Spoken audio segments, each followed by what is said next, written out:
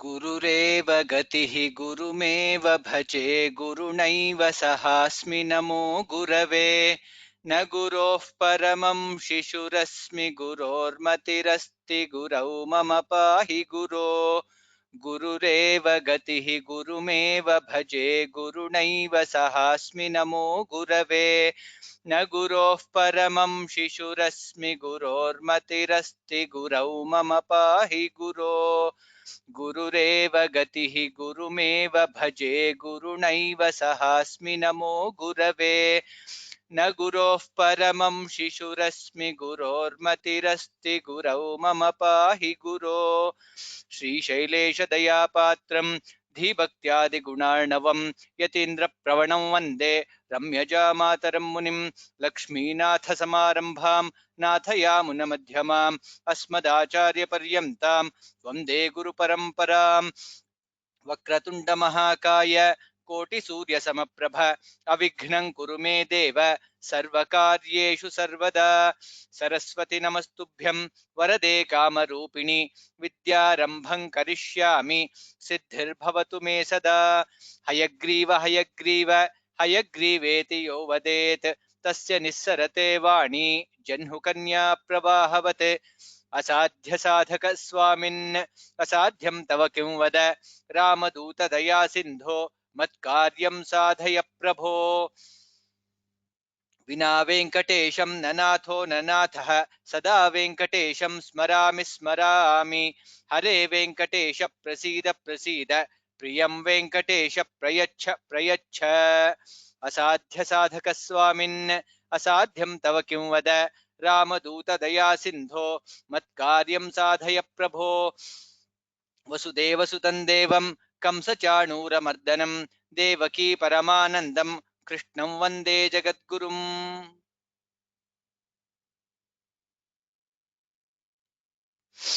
Ram Ram Ram Swagatam to all of you. Welcome to all of you for the 33rd class of Learning to Chant Vishnu Sahasranama. My sincere salutations to all the elderly scholars who are in this journey with us in this Learning to Chant Vishnu Sahasranama. My sincere thanks to all of you for joining today's class. As announced in the last class, what we will do is today we will directly go to learn the new shlokas now. There are in the Vishnu Sahasranama, there are last, I guess, 6 shlokas which are left. We will do that. There are also additional concluding shlokas of about 12. We will do it in maybe next 2 classes or so. We will try to do that. With that, we should be concluding this class in next about maybe 3 classes or so. That is what is the plan is. With that, we will directly go to the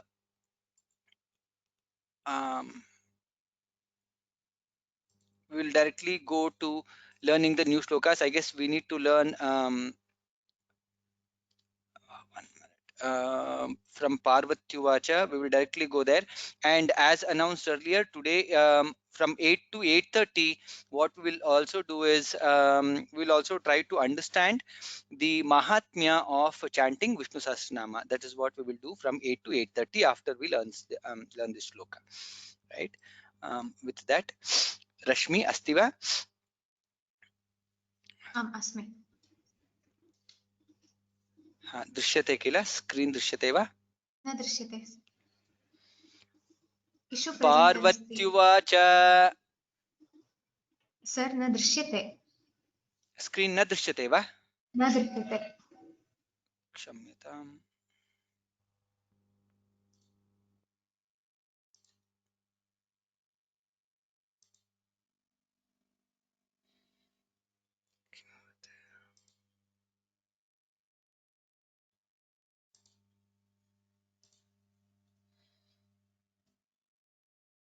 इदानीं दृश्यते वा इदानीं दृश्यते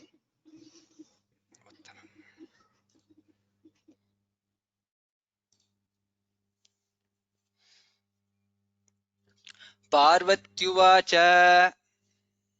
पार्वत्युवाच पार्वत्युवाच केनोपायेन लघुना केनोपायेन लघुना केनोपायेन लघुना विष्णोर्नामसहस्रकम् विष्णोर्नामसहस्रकम् विष्णोर्नामसहस्रकम् पठ्यते पण्डितैर्नित्यम् पठ्यते पण्डितैर्नित्यम् पठ्यते पण्डितैर्नित्यम् श्रोतुमिच्छाम्यहं प्रभो श्रोतुमिच्छाम्यहं प्रभो श्रोतुमिच्छाम्यहं प्रभो उत्तमम् in this shloka laghuna gha is mahaprana. Vishnor nama sahasrakam, there is rakara there. Vishnu, it is not Vishnu nama, Vishnor nama sahasrakam. In the second line, pathyate, tha is mahaprana, shrotumichhami, cha is mahaprana, prabho, bha is mahaprana. Please note all these letters while chanting this shloka. केनोपायेन लघुना विष्णोर्नाम सहस्रकम् केनोपायेन लघुना विष्णोर्नामसहस्रकम् केनोपायेन लघुना विष्णोर्नामसहस्रकम् पठ्यते पण्डितैर्नित्यम् श्रोतुमिच्छाम्यहं प्रभो पठ्यते पण्डितैर्नित्यम् श्रोतुमिच्छाम्यहं प्रभो पठ्यते पण्डितैर्नित्यम् श्रोतुमिच्छाम्यहं प्रभो केनोपायेन लघुना विष्णोर्नाम सहस्रकम् पठ्यते पण्डितैर्नित्यम् श्रोतुमिच्छाम्यहं प्रभो केनोपायेन लघुना विष्णोर्नामसहस्रकम् पठ्यते पण्डितैर्नित्यम् श्रोतुमिच्छाम्यहं प्रभो केनोपायेन लघुना विष्णोर्नामसहस्रकम् पठ्यते पण्डितैर्नित्यम् श्रोतुमिच्छाम्यहं प्रभो इषु ईश्वर उवाच ईश्वर उवाच ईश्वर उवाच हा भवती एव वदति वा उत्तमं वदतु इषु नास्ति नास्ति वा भवतः हा श्रीराम राम रामेति श्रीराम राम रामेति श्रीराम राम रामेति रमे रामे मनोरमे रमे रामे मनोरमे रमे रामे मनोरमे सहस्रनाम तत्तुल्यम् सहस्रनाम तत्तुल्यम् सहस्रनाम तत्तुल्यम् राम नाम वरानने राम नाम वरानने राम नाम वरानने श्रीराम नाम वरानन ओन्नम इति श्रीराम नाम वरानन ओन्नम इति हा द्वितीयवारं श्रीराम नाम वरानन ओन्नम इति this is the most powerful shloka and the most simplest shloka, most easiest shloka in the entire Vishnu Sahasranama. So we'll chant it. So as you can see, I have not highlighted anything. There is no Mahaprana that I can see. Yes, there is no Mahaprana, no Visarga which needs to be joined, etc. except in one place. Tat tulyam, that's there. Otherwise it is very easy shloka. We can keep chanting this always This is almost like the if I mean when we talk about the meaning, maybe we can talk. This is like we can keep chanting this to get the entire power of Vishnu Sahasranama. Shri Rama Rama Rameti Rame Rame Manorame. Shri Rama Rama Rameti Rame Rame Manorame. Shri Rama Rama Rameti Rame Rame Manorame.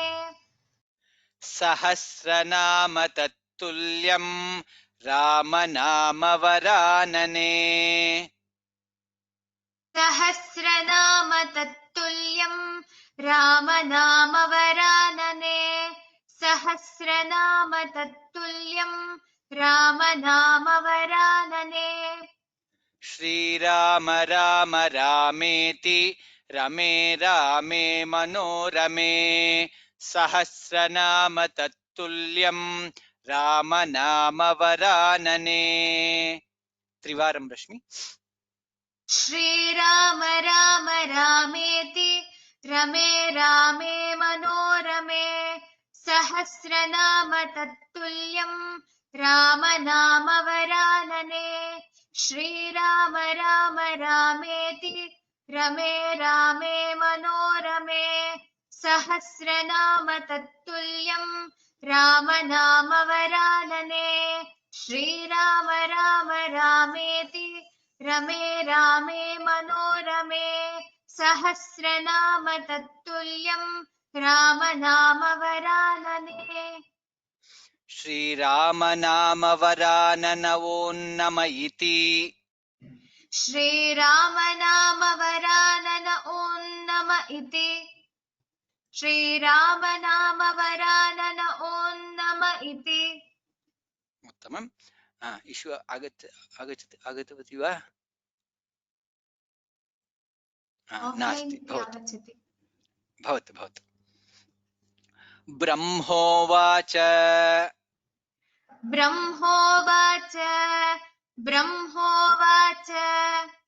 नमोऽस्त्वनन्ताय सहस्रमूर्तये. नमोऽस्त्वनन्ताय सहस्रमूर्तये. नमोऽस्त्वनन्ताय सहस्रमूर्तये. सहस्रपादाक्षि शिरोरुबाहवे. सहस्रपादाक्षि शिरोरुबाहवे. सहस्रपादाक्षि शिरोरुबाहवे. सहस्रनाम्ने पुरुषाय शाश्वते.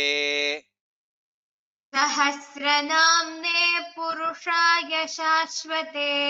सहस्रनाम्ने पुरुषाय शाश्वते.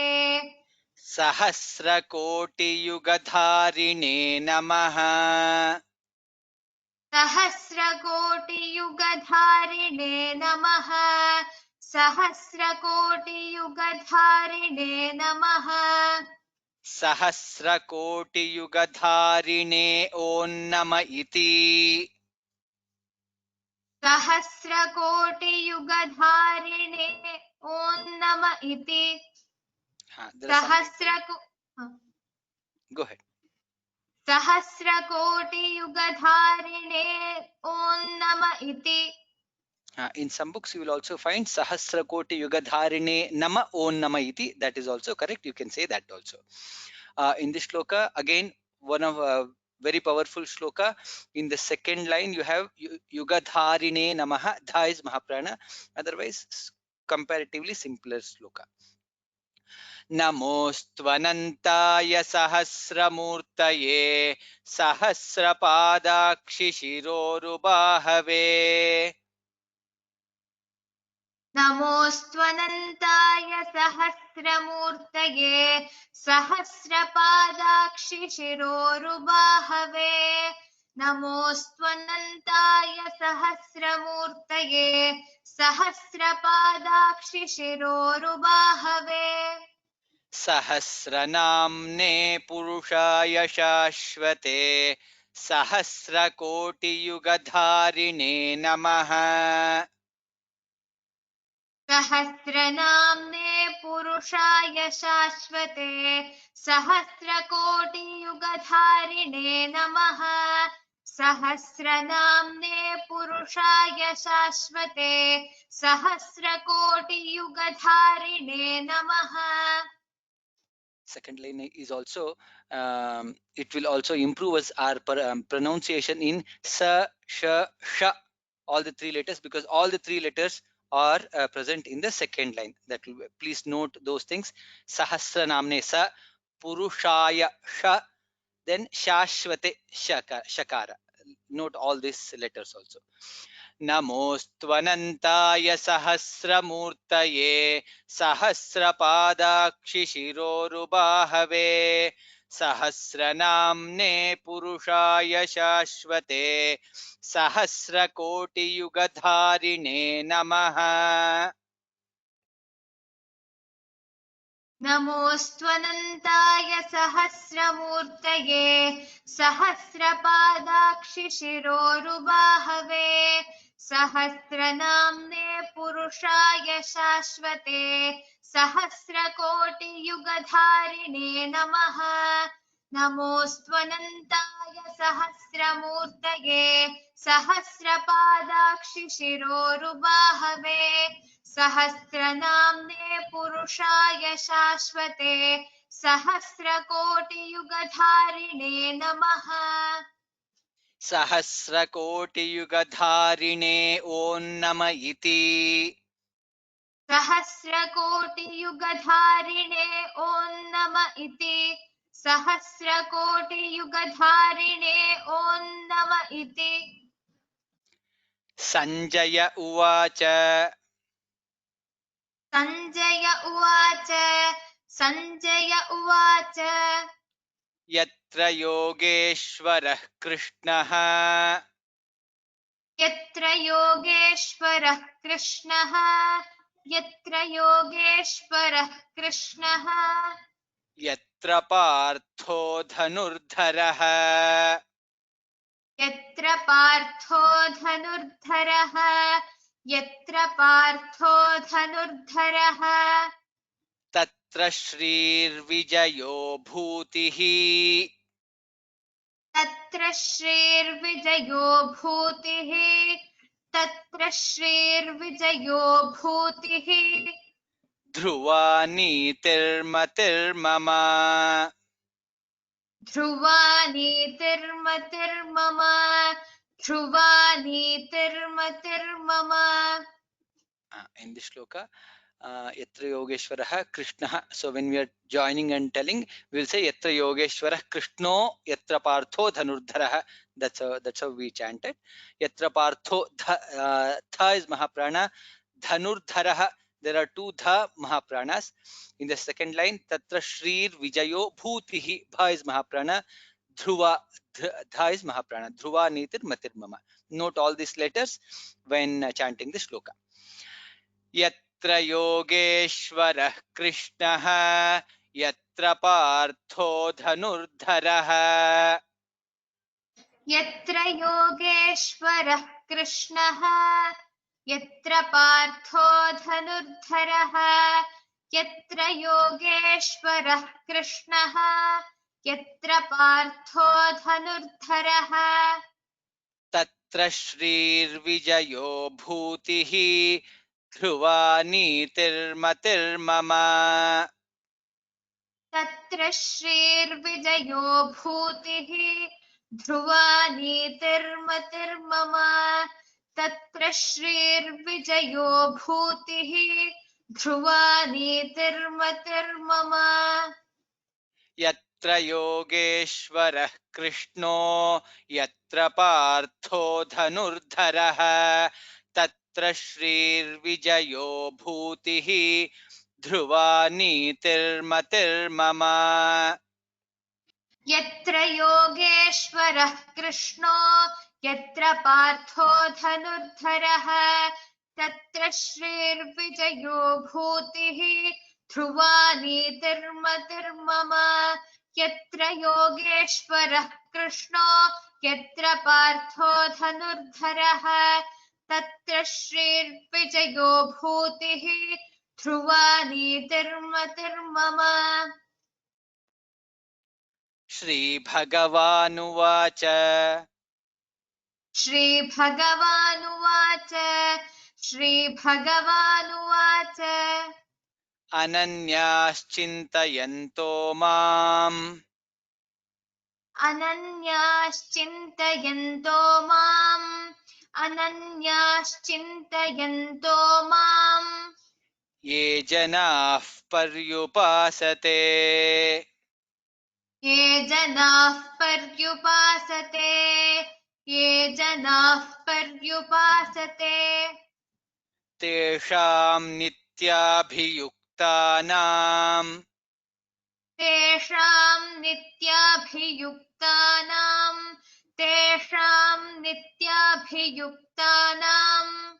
योगक्षेमं वहाम्यहम्। योगक्षेमं वहाम्यहम् योगक्षेमं वहाम्यहम्।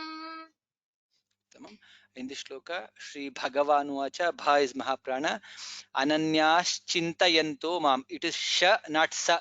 I have heard many people saying Ananyas Chintayanto. It is not Sa, it is Sha. Sha. Ananyas Chintayanto Mam. Okay, ye janaha visarga followed by pakara, so it should be janaf paryupasate. That's how it is pronounced. In the second line, tesham nityabhiyuktanam, bha is mahaprana. Please note this while chanting the shloka. अनन्याश्चिन्तयन्तो माम् ये जनाः पर्युपासते अनन्याश्चिन्तयन्तो माम् ये जनाः पर्युपासते अनन्याश्चिन्तयन्तो माम् ये जनाः पर्युपासते तेषां नित्याभियुक्तानां योगक्षेमं वहाम्यहम्।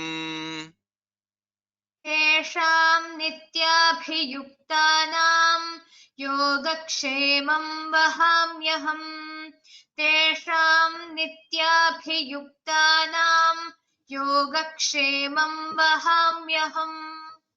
अनन्याश्चिन्तयन्तो माम् ये जनाः पर्युपासते तेषां नित्याभियुक्तानां योगक्षेमं वहाम्यहम्।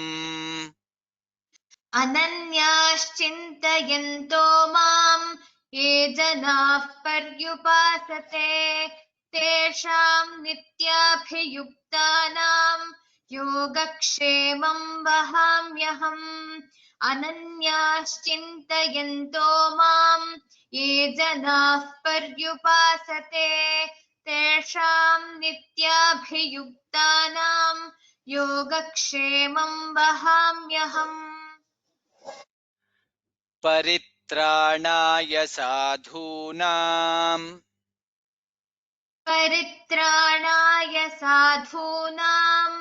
परित्राणाय साधूनाम् विनाशाय च दुष्कृताम् विनाशाय च दुष्कृताम्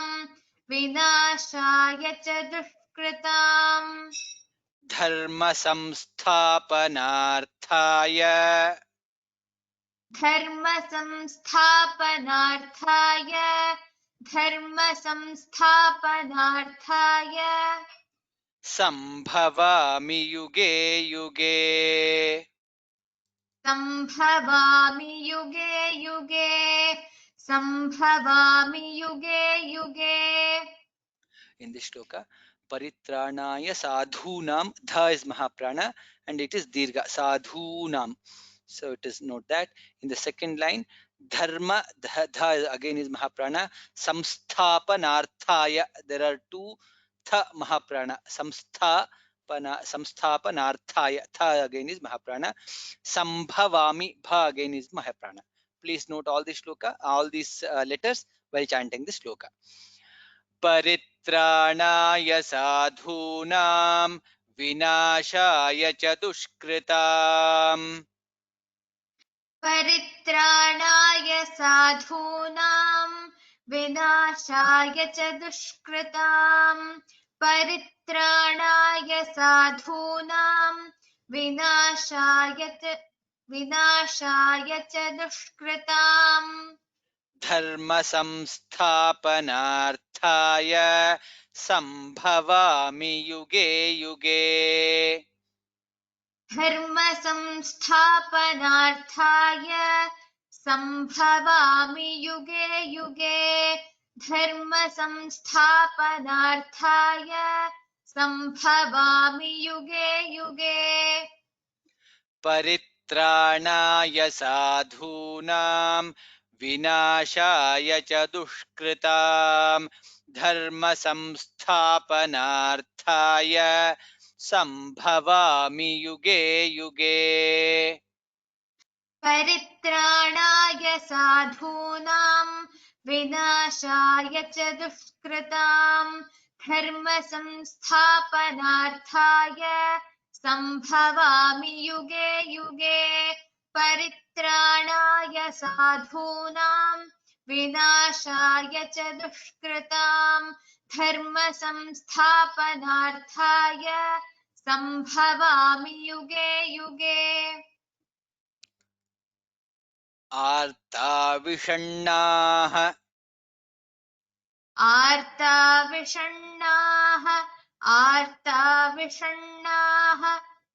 शिथिलाश्च भीताः शिथिलाश्च भीताः घोरेषु च व्याधिषु घोरेषु च व्याधिषु वर्तमानाः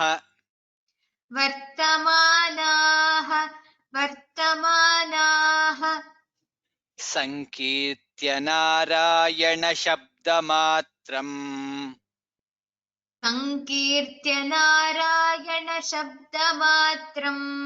संकीर्त्य नारायण शब्दमात्रम् विमुक्तदुःखाः विमुक्तदुःखाः सुखिनो भवन्ति। सुखिनो भवन्ति In this shloka, Shithilascha, Tha is Mahaprana, Bhitaha, Bha is Mahaprana, Ghoreshu, Gha is Mahaprana, Vyadhishu, Dha is Mahaprana, Sankirtya Narayana Shabdamatram, Vimukta Dukkhaha. So here, Du you have to pronounce, then there is Visarga, Duh, that is how it is pronounced, then Kha, Dukkhaha, that is how it is pronounced. Sukhino Bhavanti, Kha is Mahaprana, Bhavanti, Bha is also Mahaprana. Note all this while chanting the shloka. Again, one more powerful shloka. Please ensure that you pronounce all the letters correctly.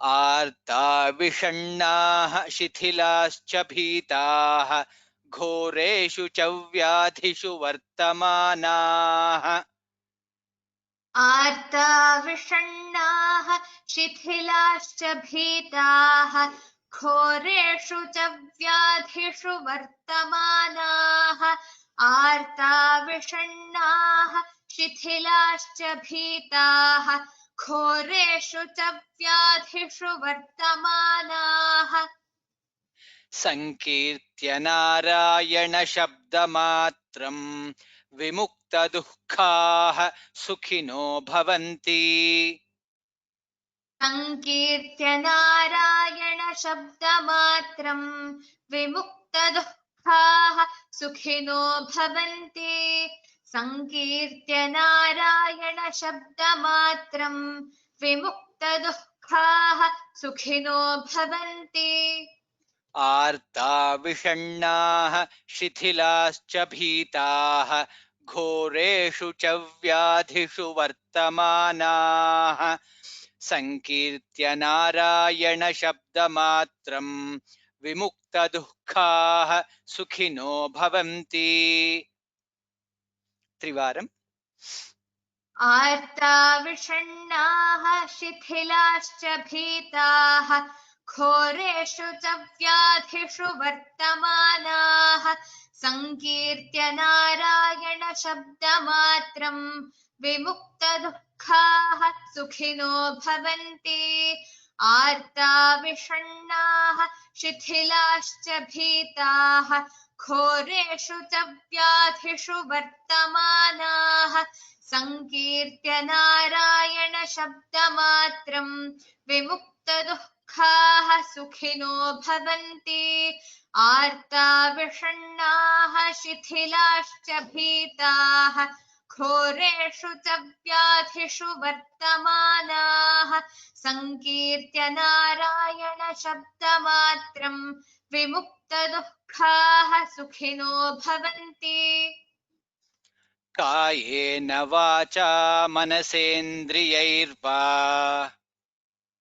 कायेन वाचा मनसेन्द्रियैर्वा कायेन वाचा मनसेन्द्रियैर्वा बुद्ध्यात्मना वा प्रकृते स्वभावात् बुद्ध्यात्मना वा प्रकृते स्वभावात् बुद्ध्यात्मना वा प्रकृते स्वभावात् करोमि यद्यत् सकलं परस्मै करोमि यद्यत् सकलं परस्मै करोमि यद्यत् सकलं परस्मै नारायणायेति समर्पयामि नारायणायेति समर्पयामि नारायणायेति समर्पयामि in this shloka kayena vacha manasendriyerva buddhyatmanava dha is mahaprana buddhyatmanava prakrutehe swabhavat bha is mahaprana then before that prakrutehe swabhavat prakrute swabhavat additional sakara comes there prakrute swabhavat karomi yatyat sakalam parasmai narayanayeti samarpayami that's how it is please note this while chanting the shloka कायेन वाचा मनसेन्द्रियैर्वा बुद्ध्यात्मना वा प्रकृते स्वभावात् कायेन वाचा मनसेन्द्रियैर्वा बुद्ध्यात्मना वा प्रकृते स्वभावात् कायेन वाचा मनसेन्द्रियैर्वा बुद्ध्यात्मना वा प्रकृते स्वभावात् करोमि यद्यत् सकलं परस्मै नारायणायेति समर्पयामि करोमि यद्यत् सकलं परस्मै नारायणायेति समर्पयामि करोमि यद्यत् सकलं परस्मै नारायणायेति समर्पयामि कायेन वाचा मनसेन्द्रियैर्वा बुद्ध्यात्मना वा प्रकृते स्वभावात् करोमि यद्यत् सकलं परस्मै नारायणायेति समर्पयामि कायेन वाचा मनसेन्द्रियैर्वा बुद्ध्यात्मना वा प्रकृते स्वभावात् करोमि यद्यत् सकलं परस्मै नारायणायेति समर्पयामि कायेन वाचा मनसेन्द्रियैर्वा बुद्ध्यात्मना वा प्रकृते स्वभावात् करोमि यद्यत् सकलं परस्मै नारायणायेति समर्पयामि धन्यवादः as announced in the last class so next 30 minutes we will focus on understanding the Mahatmya of chanting Vishnu Sahasranama. Vishnu Sahasranama Mahatmyam we will try to understand. For that, like we did in the beginning of our class, I have invited Vishwanath Mahabhaga to address us. We are fortunate that he is with us in our class today to talk more about the Mahatmya of the Vishnu Sahasranama. Like I'm sure many of you would have will still remember the meanings of one or two shlokas that he said in the beginning of the class. I guess that was the fourth class that we attended. But for people who have joined little late, maybe I want to tell, in case in if we have to talk of the some of the laukika um, laukika degrees, he has the CA, CWS, CS, ABCD, etc., etc. He has so much. He has also has the in Samskrita Jnana. He has so many degrees to his name, after his name. But what we can learn from him is that the vinaya, the vidya dadati vinayam, like the way it says, the more knowledge that he is earning, more vinaya he is becoming day by day. I know this is a very difficult topic. When I say difficult topic, it is a very vast topic to talk about Vishnu Sahasranama Mahatmya in 30 minutes. But I've requested, he is, of course, even though he's scholar, I still call him my brother, my friend, everything. So I call him like Vishwa Hogobaro in Kannada, like that. That's how I call him also. He's always my brother. So that's how we have been talking. Definitely, it is our opportunity to have Vishwanath, for many of you all to also know, he is the CEO of Vyoma Linguistic Labs, who's through which organization we are, all of us are together in this journey. So now I invite Vishwanath to talk about the Mahatmya. One small request is, as I said, the topic is very vast, so it might extend by another about 10 minutes or so. Vishwa, please feel free to take additional time if it is required. And I request all to stay back. Maybe after that we'll have one or two announcements also. Please wait, and then we will have it. Dhanyavadaha. Vishwanath, over to you. गुरुरेव गतिर्गुरुमेव भजे गुरुणैव सहास्मि नमो गुरवे न गुरोः परमं शिशुरस्मि गुरोः मतिरस्ति गुरौ मम पाहि गुरो मूकं करोति वाचालं पङ्गुं लङ्घयते गिरिं यत्कृपातमहं वन्दे परमानन्दमाधवम् असाध्यसाधकस्वामिन्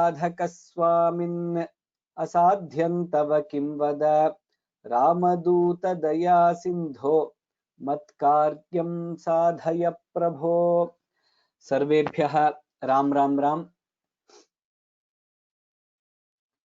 एतादृश अवकाशम् अतीव दुर्लभम्। भगवतः माहात्म्यं, भगवतः नाम माहात्म्यं वक्तव्यं चेत् बहुजन्म कृत पुण्येनैव लभ्यते। तदर्थम् अहं धन्यः। अवकाशं दत्तवते श्री राजेश महोदयाय अपि नमस्कारान् व्याहरामि। मध्ये मध्ये आंग्ल संस्कृत भाषयोर्मध्ये यथाशक्ति वक्तुं प्रयत्नं करोमि। मन्दं मन्दं वदामि, तेन सर्वेषाम् अर्थावगमनं भविष्यति इति मन्ये। There are around 7 to 8 points or 10 points I had made note of. We will try to see how much we can cover today. यथाशक्ति यथामति यथादीतं प्रयत्नं कुर्मः। प्रथमः अंशः वेदमाहात्म्यम्। To prove anything or to take anything as a fact and to accept something, we need a conclusive evidence or a pramana, proof. And for that, in our list of proofs which are given in our shastras, the first is always Veda Pramanam. So why is that so much of importance to Vedas? First we have to understand this. A very logical, simple tarka or a simple logic let me give you. अस्माकं सनातन धर्म मार्गे बहवः आचार्याः सन्ति, मार्गाः सन्ति। अद्वैत द्वैत विशिष्टाद्वैत शक्ति विशिष्टाद्वैत शिव विशिष्टाद्वैत आगमादि पंथाः सन्ति. We have so many paths, we have so many gurus.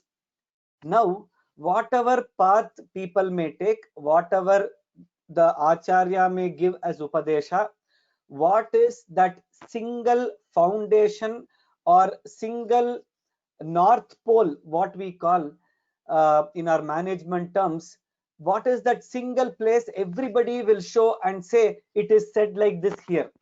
That is Vedas. This itself shows us एतेनैव अस्माभिः ज्ञातुं शक्यते यत् वेदाः प्रमाणम् इति. And therefore even Manu later says Vedo Akhila Dharma Moolam. So Veda is the Moola, foundation of all the Vedas. So first we know that Veda is the most important foundation source of all our knowledge. So that is where we have to take. Now this Veda, what it does is, Veda talks about Karma Kanda, Jnana Kanda, and some people also split it into Upasana Kanda. After telling all the Karma Kanda, finally it says if there are any mistakes, if there are any dosha, lopa which I have done, He Vishnu, He Shipivishta, Aham Prashagum Sami Te Nama.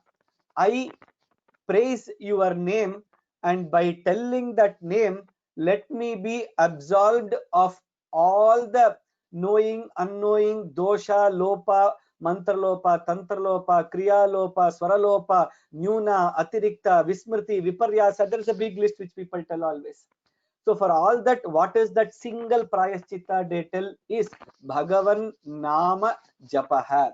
And where is it told? What is the proof? You should always keep asking. Our entire Sanatana Dharma is based on the power of questioning.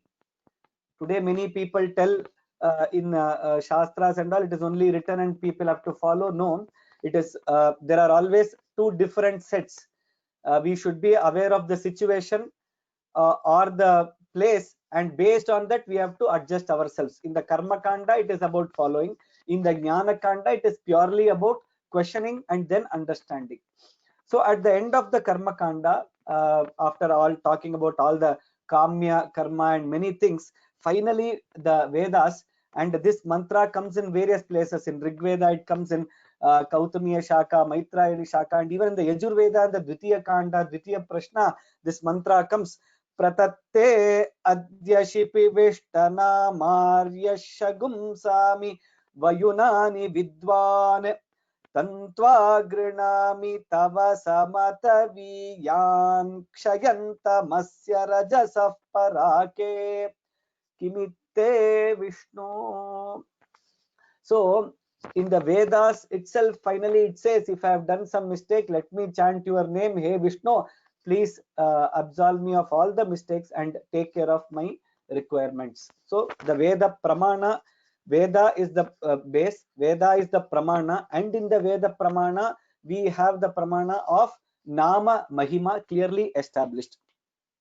Now the next second point, to understand the Vedas, let us say we want to understand the Vedas, what are the means? People keep asking. One is of course Samskritadhyanam, Vedadhyanam, then the Mananam, then going through the Bhashya, knowing all the Shad Vedangas, Shiksha, Vyakaranam, Chandaha, Niruktam, Jyotisham, Tatha, Kalpascheti Shadangani, Vedasyahur Manishinah. These Vedangas, all the 6 Vedangas we have to know so that we can understand the Vedas. So all these if we have to do, it may in the current scenario it may be a little bit difficult for some of us. So then what is the easier or the next path, alternative way, if some people ask? Itihasa Puranabhyam Vedam Samupabrimhayet. Upabrimhanam, interpolation, extrapolation actually, Upabrimhanam. So if you want to extrapolate and understand the Vedas, then Itihasa Puranabhyam, through the Itihasas and Puranas, as you keep doing it, which is why we have something called as Prabhu Samhita, Kanta Samhita, Suhrit Samhita. This we have spoken in some other scenario.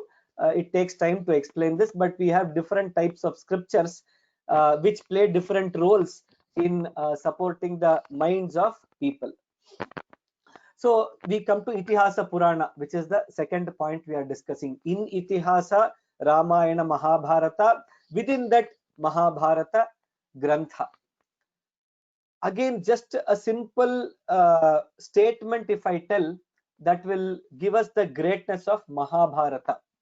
Today, can there be, or even in the entire history of mankind, do we have one single Grantha or the author of the Grantha quoting so confidently by telling whatever is in this entire universe, Brahmanda, that is there in this Grantha, what is here is there outside, what is not here is not there anywhere? Can anybody even make such a statement or even think of making such a statement? Obviously not. But Vyasa could make it because that was the greatness of the Grantha epic called Mahabharata. Epic is not the right term or the right translation for it, but still, just to make people understand, we are using it. So Mahabharata Grantha yat iha asti tat anyatra asti, yat iha na asti tat anyatra nasti. That is the statement made actually. Now that itself gives us the greatness, and then which is why later it gets to be called as Bharatam Panchamo Vedaha. They found it to be on par with the Vedas.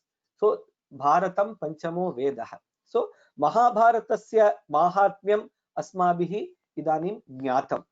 Veda Mahatmyam, Mahabharata Mahatmyam. Within Mahabharata, our Bhashyakaras and Acharyas have told there are 5 Ratnas within Mahabharata.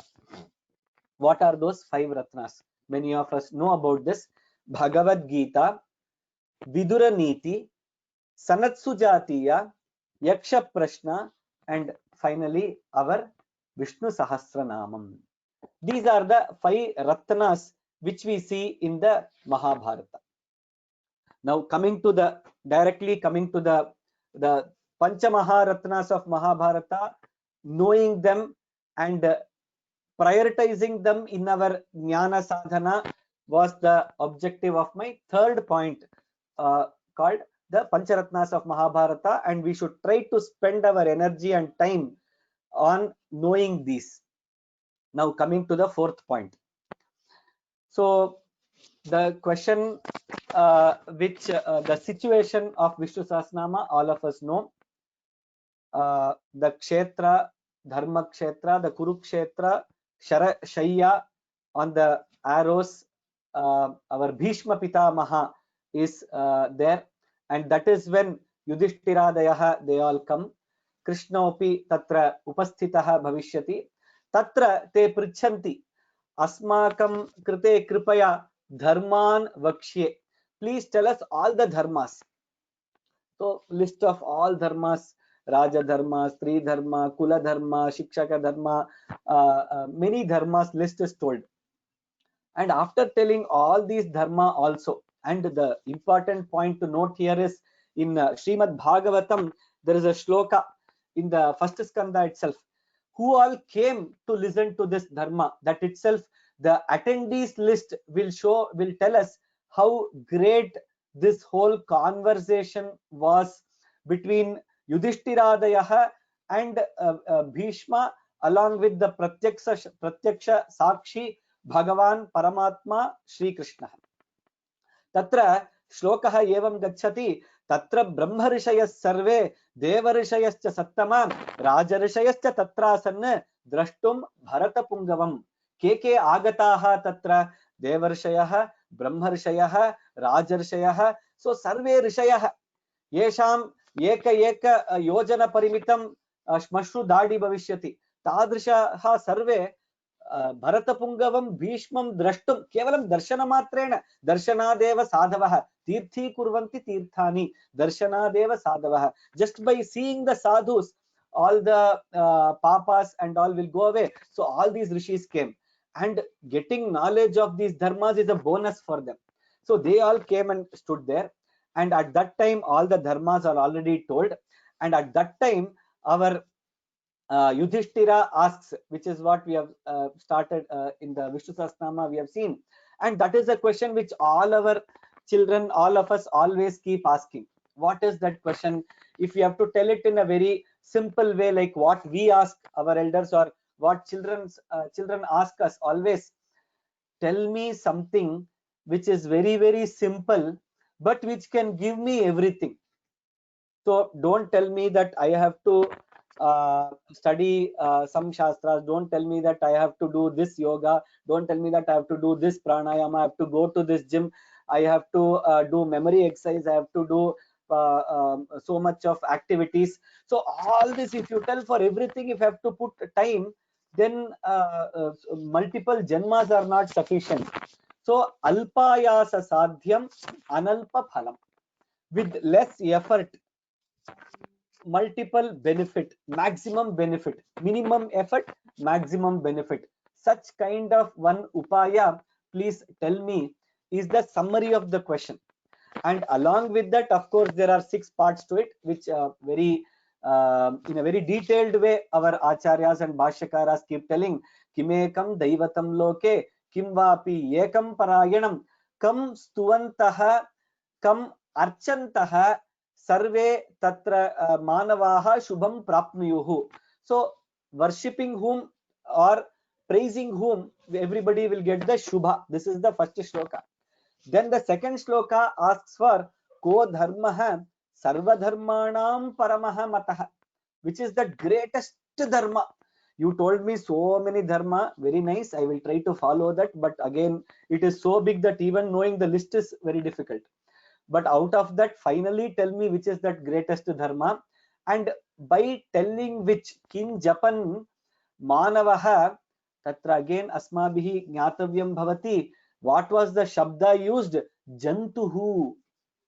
Jantu is the shabda. It is not only manavaha. Jantuhu itself.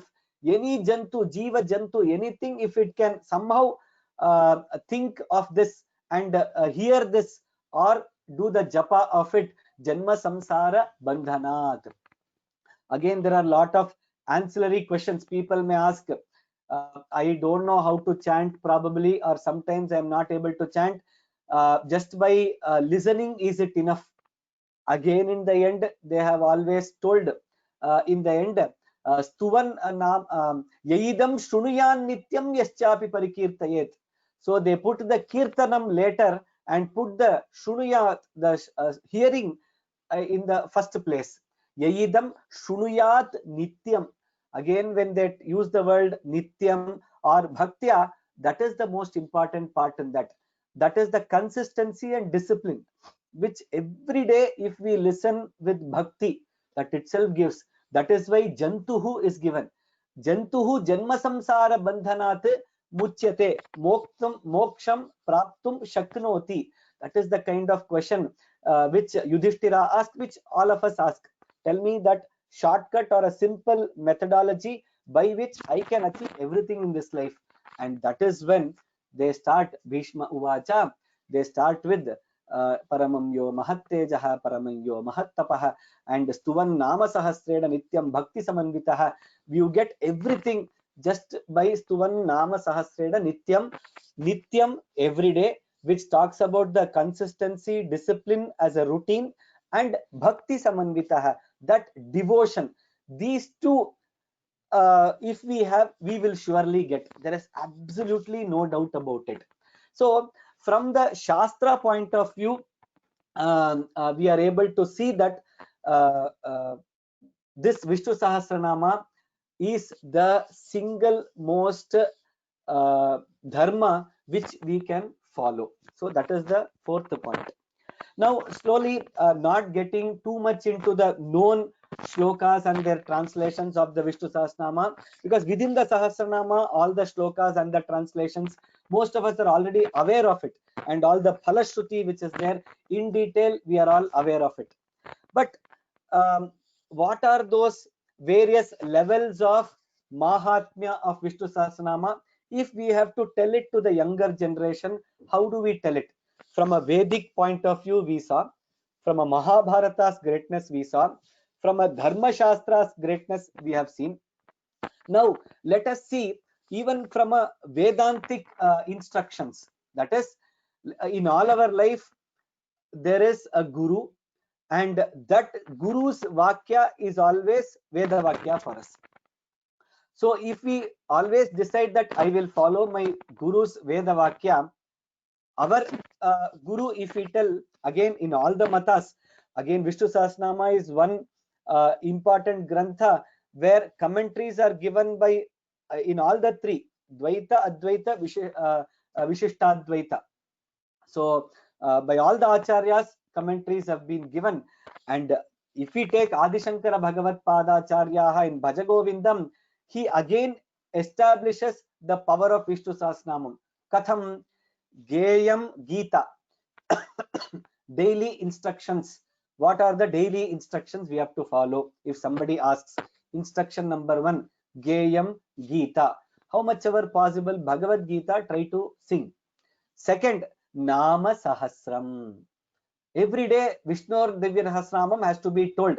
This is what Shankaracharya establishes, and which is where the Bhashya Grantha, the entire Bhashya comes, and the Harihara Bheda is also established later. And then along with that, what you have to do is Shripati Rupam, Kidrisham Rupam, Ajasram Rupam, Kim Kartavyam, Dhyayam. You have to sit and meditate upon that Rupa of Shripati, Srinivasa, Paravasudeva, Narayana. You have to do that. And then Sange Chittam, Sajjana Sange Chittam, Neyam. Your Chittam, where you have to take and keep it. Keep it in Sajjana Sangha, Satsangatve, Nisangatvam. Finally, then what you have to do? What is the fifth instruction which is given there is Dina Janaya Vittam Deyam. All your whatever materials, prosperity which is there, or whatever you have in this materialistic world, Deyam, just give. Somebody asked our Jagadguru, Sringeri Jagadguru, I need lots and lots of money for my next Janma also, so that I can do more Dharma. What should I do, Guruji? He asked. Our Sringeri Guruji just told one thing, just give away everything. He didn't understand. Then he said, you give away, so that so much of punya gets accrued, and then the swabhava of giving comes. So Bhagavan himself will give you more, so that you can further give more. It is a virtuous cycle which is established actually. Evam Nama Sahasram Asmabihi Pratinityam Geyam iti Adishankara Bhagavat Padaihi api Swiye Mohamudgara Akhya Bhajagovinda Stotre api Asmabihi Adishtam Uktancha iti Asmabihi Swikartum Shakyate. So from an instructional point of view, from the Guru also, Vishnu Sahasranama has to be told on a daily basis, and it will give Analpa Phala. Coming to the astrological point of view, today if we see all the astrological granthas, finally for the pariharas of all the graha doshas, it is established that Vishnu Sahasranama is one of the best parihara for any graha dosha, any dasha, any bhukti, any kala sarpa dosha, naga dosha, many dosha which are there. One golden parihara which can be is Vishnu Sahasranama Stotram. And this has been proved time and again by very, very famous astrologers. Let it be Sri B.V. Raman Mahodaya, K.N. Rao Mahodaya, lot of Mahodayas. K.N. Rao Mahodaya's video is there in YouTube, where he makes a pramanamentals. Just search for K.N. Rao Vishnu Sahasranama video. Just search for it. You will get where he is a great astrologer. He tells how Vishnu Sahasranama is one single parihara for all the astrological requirements and doshas, whatever they call it as. Now let us look at it from an Ayurvedic point of view. So in the Ayurvedic point of view, when we see, we have Rashmi who can explain things here better. She herself is a Ayurvedic student and she can explain it better, but still I will just take a small attempt.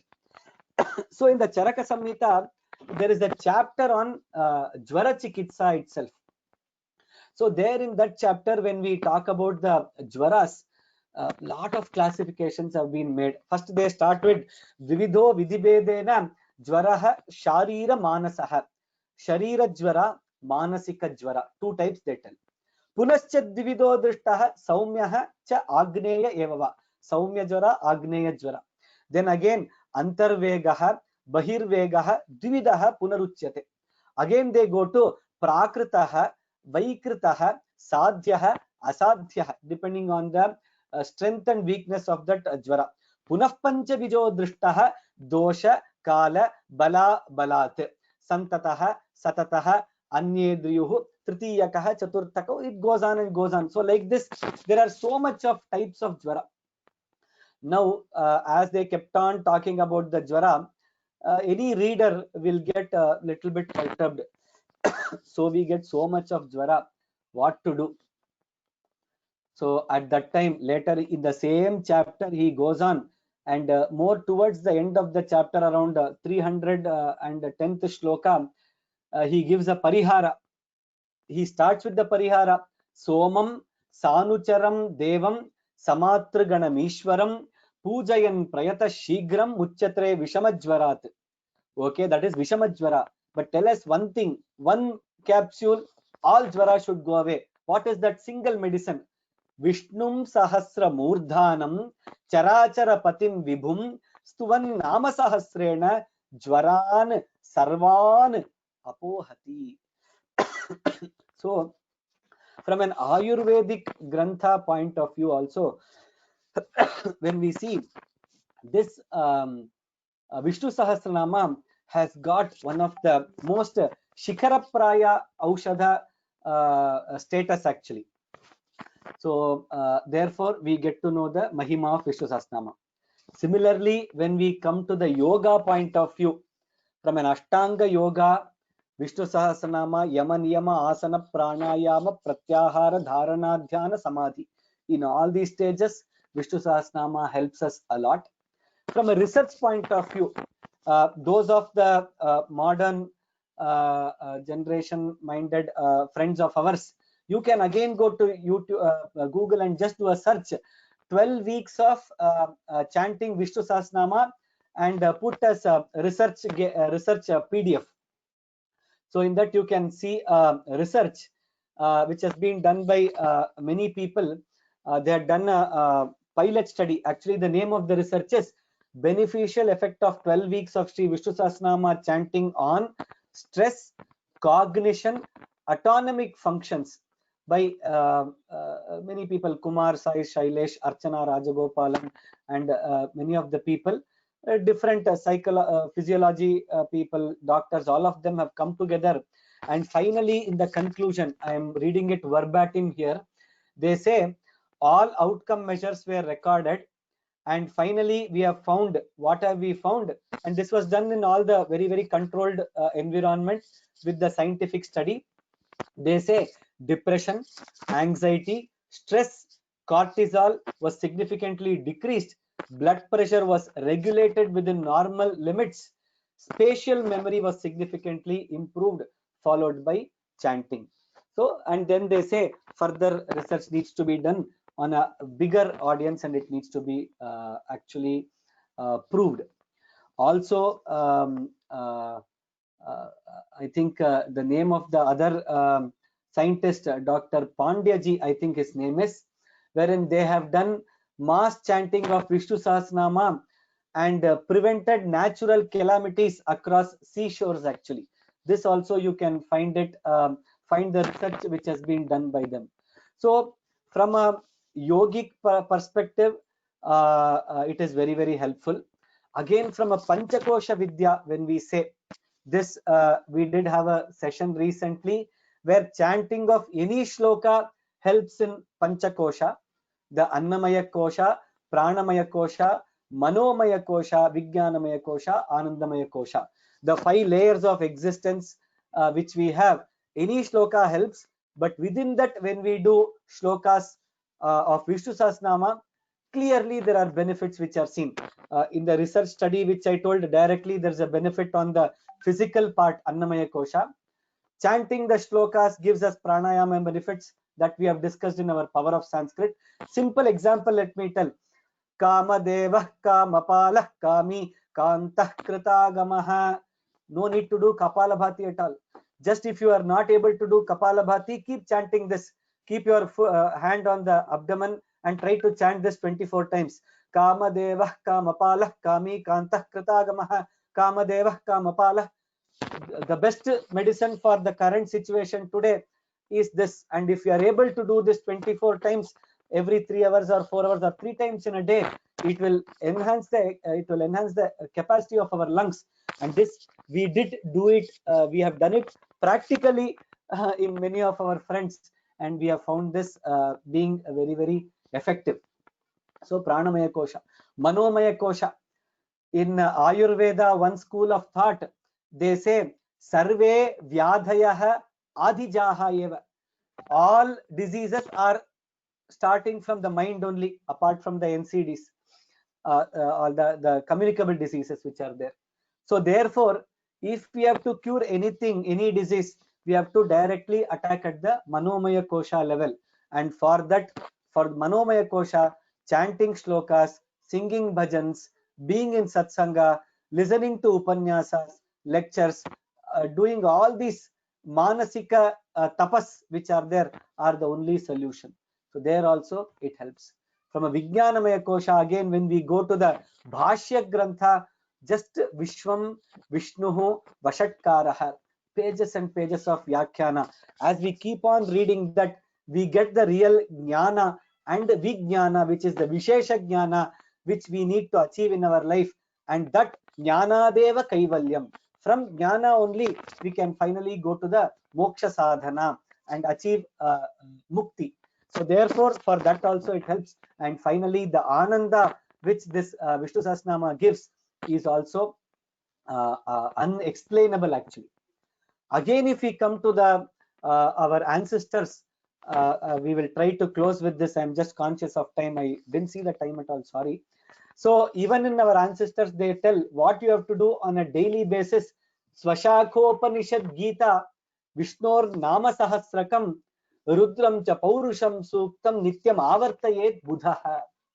The great people always they chant Swashakha Upanishad. Whatever, if I am a Yajurvedi, the Taittiriya, Krishna Yajurvedi, the Taittiriya Shakha, like that. Swashakha Upanishad, Gita, Bhagavad Gita Adhyanam, Vishnu or Nama Sahasrakam, Rudram. Rudram is the Namaka Prashna of Taittiriya Samhita. The Rudram cha Paurusham Suktam, Purusha Sukta. As per your own Veda, the Purusha Sukta which is there. Rudram cha Paurusham Suktam Nityam Avartayet. Again in this, they say you should do all this. If you are not able to do the others also, at least Vishnu Sahasranama, if you keep chanting every day, then it gives you the phalan of doing all the above aspects also.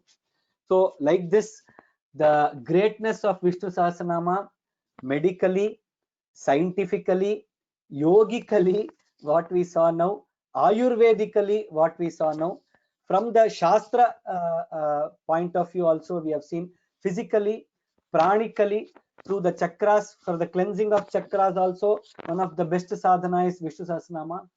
So like this, in all the koshas we have seen, in all our layers of existence we have seen, and seeing through in all the lens, whatever lens we try to put in, one single answer we get to all this is Vishnur Nama Sahasrakam.